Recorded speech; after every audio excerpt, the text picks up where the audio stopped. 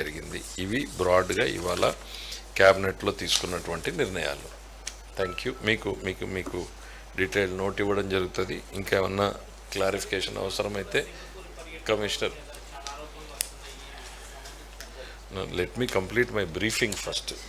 మీ informal discussion చాలా చెప్పొచ్చు, కానీ ఇన్ఫార్మల్ బ్రీఫింగ్ చాలా ఉంటుంది. బట్ డెఫినెట్గా క్యాబినెట్కి సంబంధించినటువంటి ప్రధానమైనటువంటి 41 అంశాలు అవి.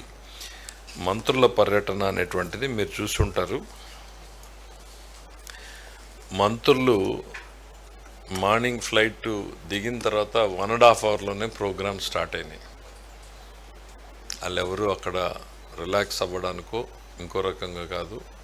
చాలా మంత్రుల ఫీడ్బ్యాక్ కూడా వాళ్ళందరూ కూడా క్యాబినెట్లో ఇవాళ ముఖ్యమంత్రి గారు చెప్పారు, వెళ్లే ముందు కూడా చెప్పారు. ఆల్రెడీ కొద్దిమంది మంత్రులు నోట్ కూడా రెడీ చేశారు. ఆ పర్యటనలో వాళ్ళ ఇంట్రెస్టింగ్ అనిపించిన అంశాలు, వాళ్ళు నేర్చుకున్నటువంటిదో ఇంప్లిమెంటబుల్ ఐటమ్స్ ఇండివిజువల్గా ఒక్కో మంత్రి ఒక్కో రిపోర్ట్ ఇవ్వడం జరుగుతుంది. కంబైన్డ్గా అందరూ కలిసి కూడా ఒక రిపోర్ట్ ఇవ్వడం జరుగుతుంది.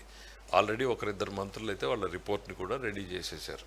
ఇవాళ బేసిక్ డ్రాఫ్ట్ రెడీ చేయడం జరిగింది. ఈ రాష్ట్ర లేదు, అది డిఫరెంట్ ప్రోగ్రామ్. గవర్నమెంట్కి ప్రభుత్వానికి మంత్రులు ఒక పర్యటనకి వెళ్ళారు అని అంటే దానివల్ల what is the benefit to the state, what is the new learning అనేటువంటిది మనం చూస్తాం. సో ఒకరిద్దరు మంత్రులు ఆల్రెడీ రెడీ చేశారు, మిగిలిన వాళ్ళు కూడా రిపోర్ట్స్ ఇవ్వడం జరుగుతుంది.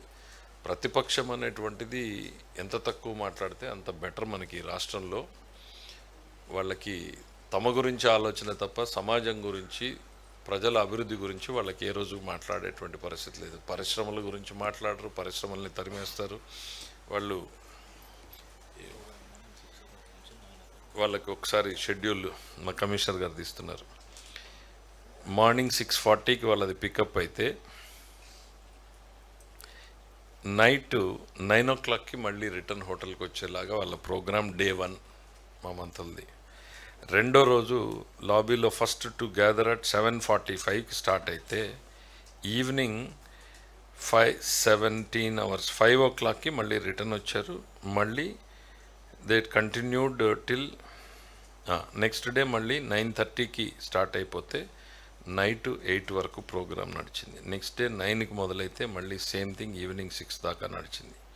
ఇక్కడ కూడా మీరు వీడియోలు కూడా చూస్తూ ఉన్నట్టారు కదా, స్కూల్లో పిల్లలు కూర్చుని వాళ్ళు ఇచ్చే ప్రజెంటేషన్లు. ఇట్ వాజ్ జనరల్గా అడిగితే మంత్రులు చాలామంది చెప్పింది first 5 days was very interesting and చాలా లెర్నింగ్స్ ఉన్నాయి అనేటువంటిది. సో ప్రతిపక్షం గురించి జగన్మోహన్ రెడ్డి గారు ఏదైనా మాట్లాడితే విధ్వంసం గురించి ట్రైనింగ్ ఎవరన్నా ఇస్తాడు, అల్ఖైదా ఇస్తుంది అని అంటే అక్కడ పోయి ట్రైనింగ్ ఇస్తాడు ఆయన. లేకపోతే అది ఎక్కడ మెక్సికోలో అని ఎవరినో చూసాం కదా సార్. సో అట్లాంటి వాళ్ళ దగ్గర ట్రైనింగ్ పంపిస్తాడు. చంద్రబాబు గారికి ఆయనకి తేడా అదే.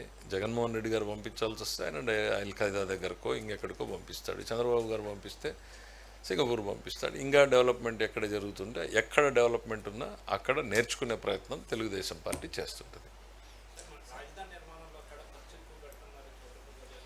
నారాయణ గారు దాని మీద చాలా డీటెయిల్డ్గా ఇప్పటికి ఇచ్చారు. మళ్ళీ కూడా ఇవ్వడానికి గవర్నమెంట్ రెడీగా ఉంది. We have compared with in the country, out side the world, everywhere. మనం ఇస్తున్నటువంటి క్వాలిటీ ఆఫ్ కన్స్ట్రక్షన్కి, ప్రైజెస్కి ఎక్కడా కూడా మనం ₹1 తక్కువగా ఉన్నాం, ఎక్కువ లేము అనేటువంటిది వీఆర్ వెరీ వెరీ క్లియర్. మీకు చాలా డీటెయిల్డ్గా పాయింట్ బై పాయింట్ మా మున్సిపల్ అడ్మినిస్ట్రేషన్ మినిస్టర్ ఇచ్చారు. వాళ్ళు ఎవరన్నా ఇంట్రెస్ట్గా ఉన్నారంటే మళ్ళీ ఇంకా డీటెయిల్డ్గా కూడా మరీ ఒక్కసారి మా మంత్రి గారి చేత మేము ప్రెస్ మీట్ పెట్టిస్తాం.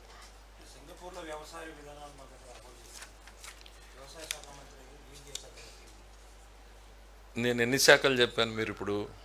మీరు ఎన్ని శాఖల గురించి రాసుకున్నారు? మీరు ఏ పత్రిక నుంచి వచ్చారో తెలీదు. అది కూడా అంతే. Cabinet is a combined responsibility. The basic constitution framework తెలిసిన వాళ్ళు ఎవ్వరు కూడా ఈ ప్రశ్న వాళ్ళకు ఉత్పన్నం కాకూడదు. It's a combined responsibility. Learning మీరు నేర్చుకున్నటువంటిది, సైన్స్ నేర్చుకుంటే మీరు డాక్టర్ అయ్యారా? అవ్వలేదు కదా. So it is a learning.